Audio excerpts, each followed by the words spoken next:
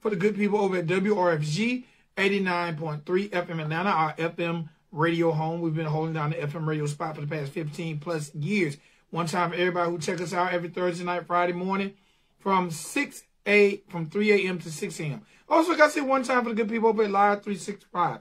Now, real quick, I want to give y'all the rundown on how we do it at Live 365. All right? We partnered up with Live 365 last year during the pandemic. All right? Now, Live 365 is a hub for small wireless radio stations, left end of the dial radio stations, AM radio stations, and internet radio stations. They are a hub that allows radio stations to partner up with them and enables them to broadcast on their server. Now, not only can you broadcast on the server, but everyone who broadcasts on their server, they are a media-based tracking company, which means all the radio stations there are media-based tracking. Now, for the artists who don't know, media-based means if your music is properly registered, then you will receive credits, points, whatever you want to call it, towards your royalties for your music being played on radio. Okay? All right, so first of all, make sure y'all get familiar with Live 365. And make sure that you submit your music to every radio station there possible. There's over 2,000 radio stations there. But also make sure your music is properly registered. That way, if played on any of the affiliates of Live 365, you can get what you deserve. Okay? All right. Now, our station is called Ride 95. That's R-I-D-E, the number 9, the number 5. Okay? R-I-D-E, the number 9, the number 5. Now, once you're there, or once you go to the search engine, on Live 365, type in Ride 95. Once you type in Ride 95, click on that station logo.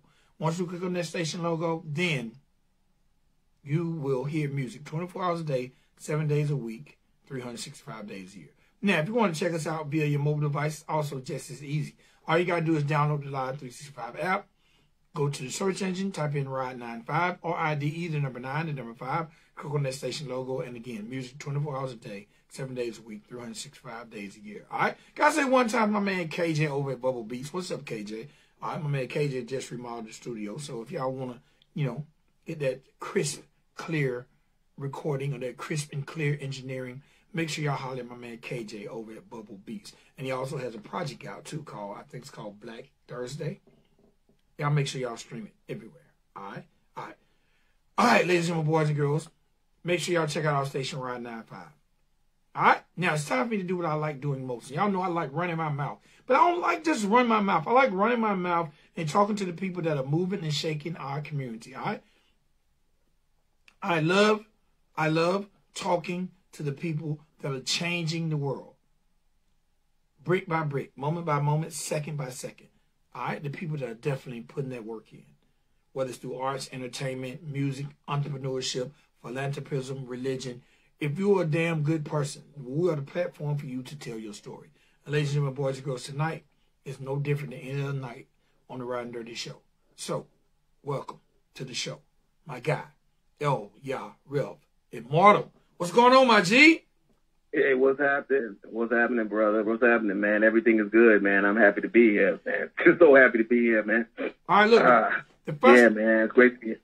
The first thing I got to ask you is, did I say your name right?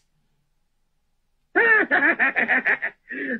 Elyahreev. Best way I like to explain it is like Christopher Reeve. Yes. Like Superman, the last name Reeve. Yes. It's like that. It's like Elyahreev.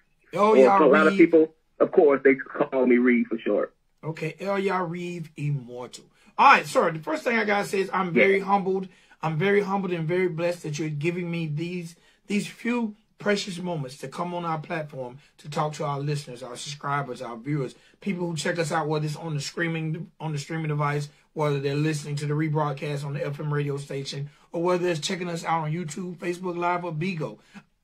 Welcome to the show, and I'm very honored to have you here for you to tell your story to the people who check us out. Oh, thank you. I really appreciate it. I mean, I'm happy to be here too, and just to get to know more about the show, and willing to answer, whatever it is you need to know. And I'm definitely one of the good guys, or one of the good people that you say you love to interview. You know what I'm saying? I think that of myself, so I can tell you got that same energy. So I'm happy to be here. Man, I can hear the good vibes in your voice. So, man, let's start this thing off the right way by you letting the people know where you are from. My name is Elyahreev Immortal. I'm born and raised in Chicago, on the South Side. Right now I'm in New York City, like Queens, New York. And, born and raised South Side of Chicago. You know what I'm saying? That's where I'm from. Okay, now, I got to ask. Yeah. When did you fall in love with this game we call hip-hop? Well, this game that I love, hip-hop, I mean, this game that I call, that is called hip-hop. I fell in love with it in grammar school, man. Like, when I heard my first rap, you know what I'm saying, and everything, I basically, you know what I'm saying, listened to it in the Caprice. From her, you listen to the old school car with the Caprice, with 15s in the back and everything, with the rattling trunk, like, you know what I'm saying, or whatever, And, ever since then, I used to, be like the little kid that was like on the porches, you know what I'm saying? That the people around my hood used to call me on the porches to say that rap, like, you know what I'm saying? And I used to, rap on their porch and stuff like that or whatever. And I went to school, you know what I'm saying? It was like, I used to rap in school, rap about like Martin Luther King and stuff like that or whatever. And they used to call me Rap Master in school. And, that was at a young age. It's like around 12, around 8 and 12. And then, being from Chicago, I was like, when I was like about like 13, 14, I had got a record deal with like a company in Chicago, it was called Toma Records. And, but it didn't really pop off at all. Plus I was really too young anyway, but, I hope that answered everything. It was at a really young age. It was like, as soon as I found out about it, I knew it was for me. Okay. Look, I got to rewind a little bit. Growing up in Chicago, man, what was that like? Yeah. Because, Chicago has been known for its violence. It's been called Chirac. They've had documentaries about it, movies about it. What's it like growing up in Chicago?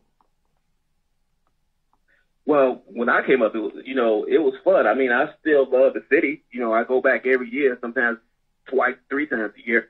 It was a lot of going out, hanging out with your friends, playing football, street football, playing basketball at the park, being in ciphers and stuff like that or whatever with some of my friends. But then it got to a certain point where like me and a group of our brothers, we had developed, when we started like buying some equipment and doing like mixtapes, but not like today's mixtapes. It was like actual like mixtapes, like, you know what I'm saying? Like buying vinyl and mixing tapes and selling them in high school and stuff like that or whatever. And so, a lot of the summer was just like, a lot of the time in the school. As I got older, it was just a lot of times like in the studio, you know what I'm saying, just rhyming and perfecting our craft and making tapes and taking them to high school and stuff like that or whatever. But, and I have a song like on this album called The Chicago Vulnerable on my latest album that kind of like breaks that down. But, it's just, I happen to be one of the guys that like, yeah, we had gangs in my neighborhood, definitely. But I was just one of the guys that like the older G's and stuff like that, kind of like they wanted me to stay in that rap. You know what I'm saying? Stay in this music game, stay in school. They didn't want me to really follow in their path. So as a result, I had a pretty good childhood, Okay. Now, what do you think about you made the OGs want to keep you out of trouble and keep you out of harm's way?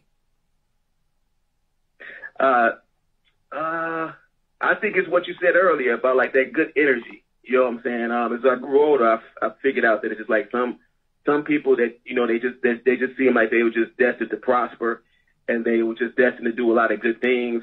And you just felt in your heart that, you know what I'm saying, I got to protect this young son. He's not going to be a degenerate. He's not going to be one of the guys that's going to be causing harm or just negativity. We got to keep this guy on the right path or whatever, and, all my life, I really just found out recently by some people that just basically made me aware of it that, I just always been like a heart-driven person. If it affected my heart, I always kind of like let that guide me, you know what I'm saying, in all my movements and interactions with people and stuff like that. And I guess as a youth, I had that same thing. And plus at that time, you know, rap was really like, if you get on, you gonna become a star for real.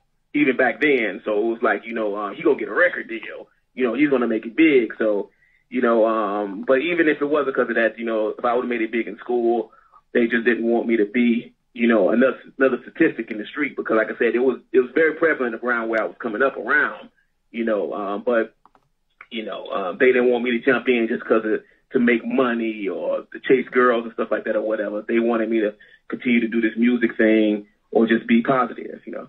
So. Okay. All right, look, let's talk a little bit about the origin of the name. That's a very unique name. How did that name come about? Yeah. Well, the name basically came out based upon my upbringing. I had basically got to learn like knowledge, a little bit more than knowledge itself, but just like learn a little bit more about like my history. And I began to travel the world as I got older. And, you know, I went like to, you know, Northeast Africa. I went to Israel. And then from that point, I had met up with people that you know, they got to know me and they got to know my spirit. And they were saying that, it was basically like they named people based upon the spirit. So when you being around them, just your character, your character traits, your spirits or whatever. And, an elder that I'm very close with, you know what I'm saying? He had named me one day and he said, your name is Elyahreev. And Elyahreev in Hebrew means God shall fight.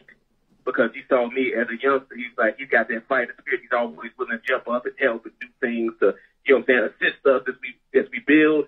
And they named me that name, and I felt like it was an honor, and I kept it with me ever since. But it means God shall fight, and I try to do that. I try to exhibit that in my music and everything, even though I'm a chill person. So it ain't just like, just battling like that, you know what I'm saying? You can fight in many ways. You just being aggressive. All right, now, you're from Chi, but you say you now reside in Queens. Yes. What took you to Queens, New York? Yes. Basically, it was basically, I had a girl that lived in Philly, and she basically used to, come to Chicago. We used to hang out. I used to come to Philly. We used to hang out. And she was like an artsy girl, so she'd be like, you know, why don't we just meet up in New York and go to the museums and everything? And I was like, yeah, let's do it. And that was like my first, second time coming to New York. And as a result, you know what I'm saying, I had met some people, and she used to always throw out the idea of like, you think you can live in New York? It's so big and fast and so many people, stuff like that, you know. And I used to always tell her that I wasn't intimidated, you know what I'm saying, being from Chicago. Yeah, New York is big and fast and every place else, but I wasn't intimidated, you know what I'm saying. And one of my friends, you know, that I began to know them, you know, he began to offer a place that he was owning, he was trying to rent out, and he gave me the opportunity to move out here. And I took it. But even before that, you know, I had said that after I finished my second album, I had wanted to be able to make my jump to, you know, the biggest market. And I wasn't afraid to make that jump. Like, I didn't know anybody in New York. I don't have any relatives in New York or nothing. You know, the spirit just told me, it was like, you know, if you're going to do it big, and just come out here to the biggest market, come out here and network and perform. And you know, that's what I did. And I've been out here since 2015 and love Chicago. I go back and forth. You know, it was just that it's like, if I'm going to do it, I'm going to do it in the biggest market. So he led me here. Okay. Now, what has that experience been like for the past 6 years for you, especially when it comes to your music?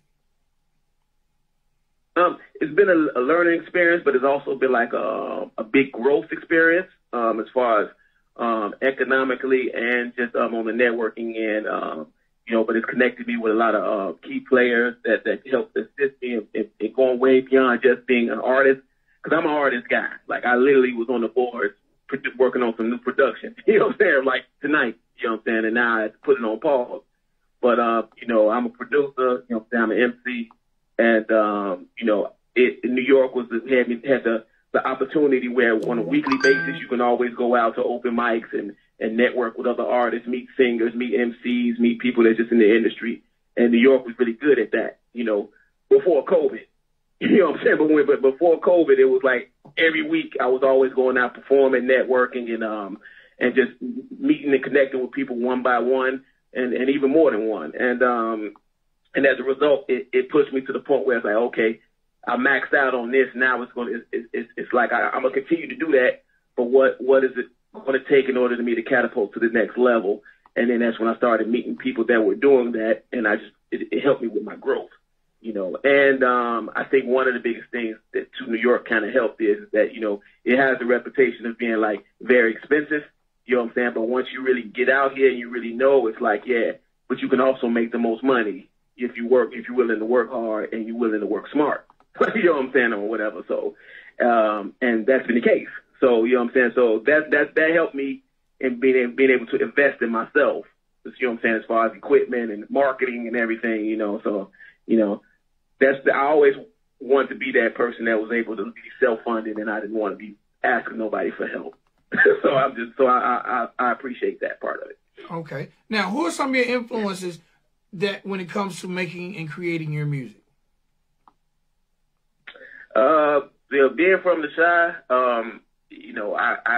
I came up looking up the Common and Twister, probably more than anybody. I remember going to the show as a kid on the north side of Chicago, and Common was there. It's like Common and the Beatnuts and everything, you know what I'm saying? And he used to stay on 87th over East, and I met him a couple of times. We talked and all that type of stuff, like during like the like Water for Chocolate era, stuff like that, So, coming up from the Chi, he was like really like the one MC, the first MC that like really came out. Even though Twister came out too, but he was like the shining star that came out of the Chi. It's like he's one of the dopest in the game, and you know what I'm saying, he's from the South Side.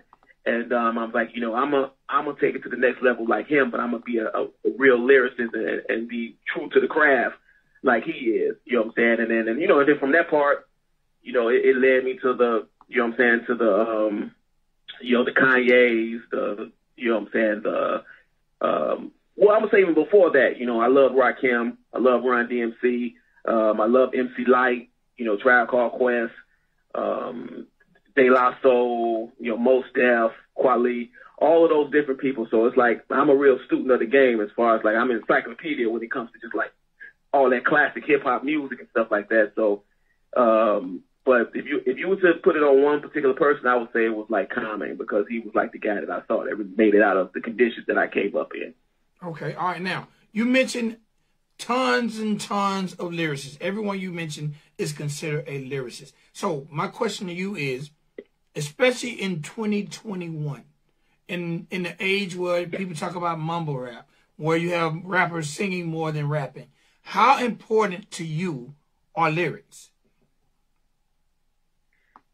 I would say to put it in terms, I think, I always saw lyricism as like a singer raps words at the end of a bar, but the singer always relies on his vocal talent range and everything, you know what I'm saying, to be able to show that, like, yeah, I can rhyme cat with hat at the end of the bar. That's not what comes to impression. It's where I take it with my God-given talent and ability. And as a lyricist, the way you flip words and arrange words and everything, for me, that's just my way of, like, showing off that I can sing. You know what I'm saying? Like, some people can sing, but you got those people that can sing. Yes, sir. You know what I'm saying? And you got some people that just know how to harmonize. No shade on none of them. But you got those people, when what's the name of the girl that played in the Aretha Franklin movie? You know what I'm saying? When she steps on the scene, I'm talking about the girl. I forgot what her name is. Jennifer. When she sings. Jennifer Hudson. Jennifer Hudson, yeah. When she sings, you'll know if you're a real singer or not, like when she goes there. So I think being a lyricist is like in that same like category. It's like you can wow people. You can be like, wow.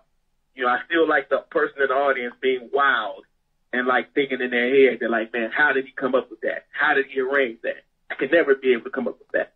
And I never wanted to cheat the game and just exclude that from my art when it comes to what I do. And going out of New York City kind of trained me with that, because being in New York, everybody's been to New York. The best of everybody's been to New York. They've seen everybody. You know what I'm saying? From whatever region they came from the world, Atlanta, New York, LA, Chicago, whatever, they all came up through the underground scene in New York, and you saw them perform. So here it's almost like you have to really really show your stuff. You know what I'm saying? Or it'll be like, yeah, you just run of the mill, or yeah, he's all right, but you gotta wow people. So I try to do that with the lyrics, I work on doing that with the lyrics, and but it's not to say harmony, because I rock with a lot of younger cats, and I like harmony. Sometimes I don't really want to listen to the more lyrical songs too. So I'm all over the place. You know what I'm saying? But I gotta do what I do, and I gotta, you know what I'm saying, be able to stay aligned with my purpose. And it's lyricism, and it's just messages, and just the real life driven, heart driven music, and that's what I do with these lyrics, you know. Okay. Now thus far in your career, how many projects do you have out there that the consumers can go check out? I have 3, and I have 3 available. And since I'm a person that believes in sacrifice and humble beginnings, the first 2 are for free. So you can go to my Bandcamp. If you just type in my name, Elyahreev, Elyahreev Immortal.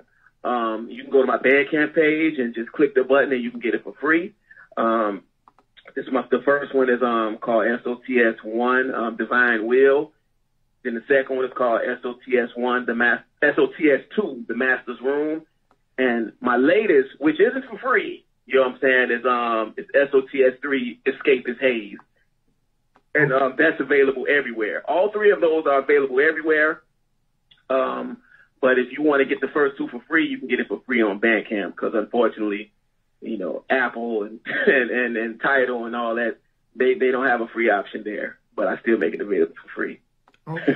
Okay, no doubt. Now, before I let you go, let's talk a little bit about this joint we're about to play called "The Cost of Ambition." Yeah, that's a song that came with. It took time. I mean, a lot of the subject matter and the themes of my project and my album, you know, I allow life to be able to just guide me and just be able to show me, and also give me time to try to find solutions and to record certain moments that I feel like I need to know in the future, because, you know, as the saying goes, the saying just forget, you know, you don't know, repeat it again. So the cost of ambition is just something that I wrote for myself as a reminder of just the grind and, you know, what it takes in order to be able to achieve success, and just the reality of that moment, you know, those long nights, early mornings, and, you know, very few friends, a lot of associates and women that can't, you know what I'm saying, that can't really grasp, you know, you know what I'm saying, don't ever marry a musician, as the saying goes, and you got to deal with all those different things, but still see a light at the end of the tunnel, and, you know, you, like in that situation, you know, you'll be lucky to find someone that understands that, and I feel like that's happening for me too in real life, you know, that I am finding, I found a sister that understands that whole process. But it's all just basically just locking in that moment and recording that, just so I can remember it and I can share that, you know, with others, so they don't really think that it's any shortcut. So it's just a overnight celebrity thing that it can actually happen like that, you know. So, and I actually did it with the sister by the name of B. Chantel, you know. She did a great job on the hook, and I got the legendary Chicago producer SC that's really doing the production, which is like my brother, and you know, it's doing well, you know, and I still feel like it's the beginning, but I love the song. Okay, all right. Now, we live in an era where social media and the internet is king. How has the internet and social media affected how you promote and market your music to the masses? Yeah, it's I basically I'm learning more about it as we go. The marketing team that I'm working with is helping me assist it so I can go beyond, you know, just the X's and O's of you know, social media. But it's also great because while I do have a marketing team that I'm working with, you know, I used to go out. I'm still going out now, but it wasn't like it was before, to be able to interact and connect with people that, you know, that I meet, and expand it in those type of ways. And then, you know, you can kind of rely on word of mouth and everything. But I'll be the first to let you know that you know, I'm a tight circle type of cat. You know what I'm saying? So I'm not really looking for a whole bunch of numbers. You know what I'm saying? As far as like with social media, I just need the people that need to be there. You know what I'm saying? And the more that comes, that's fine. But you know, I don't take any shortcuts. I don't buy no followers, buy no viewers, or nothing like that, or whatever. You know what I'm saying? Whoever's there is there. But I love being able to just interact, you know, because sometimes, as far as like when I'm promoting projects or promoting songs, you know, sometimes you be thinking that just all you need is that one blast, and everybody should have seen it, and everybody should have got it, and everybody should have shared it, and all that other type of stuff. But then you're like, nah, you're fighting against the algorithm. You know what I'm saying? Like, so every time you post it that second, that third, that fourth, that fifth time in a clever way, you find somebody else that didn't even know nothing about it, and you're like, wow, I thought you would have been knew about it. You know, so it's all just learning lessons, how the mind works and what it takes in order to get somebody's attention. And it's a good method. It's a good method and an example to be able to show me what all it takes to get somebody's attention. Even myself, it doesn't take. I mean, it takes a lot for me to get, you know, to get that artist's attention. So I respect the grind. I respect the process. Okay. All right. Well, look, do me a favor. Tell the world how to find you when it comes to the World Wide Web, the internet, and everything in between. Yeah. Well, my name is Elyahreev Immortal. I was gonna change it to something more simpler, but my people told me, hey, that's your name. Rock with it. Make the people know about it. So that's Elyahreev Immortal. ELYAHREEV, Immortal. And if you type it in on any platform that exists today, you can find it. Apple, Amazon, Tidal, Google, Spotify, whatever. You know what I'm saying? Bandcamp. And the latest album is SOTS 3, which is called C to the Third Stage 3, Escapist Haze. So if you want to know anything about it, just remember the Escapist Haze. It's the third part of the trilogy of a series that I'm working on. And you can get it everywhere. You can check it out. 60 seconds. That you buy music. You can check it out, and I appreciate the support and appreciate the listen. All right, my G, do me one big favor and introduce your record to the world. Yeah. Well, thank you for listening. This is Elyahreev Immortal. I'm introducing my first single off the album, Escapist Haze. It's called The Cost of Ambition, featuring B. Chantel, and produced by my guy, SC. Check it out. Appreciate you. Appreciate you, my G.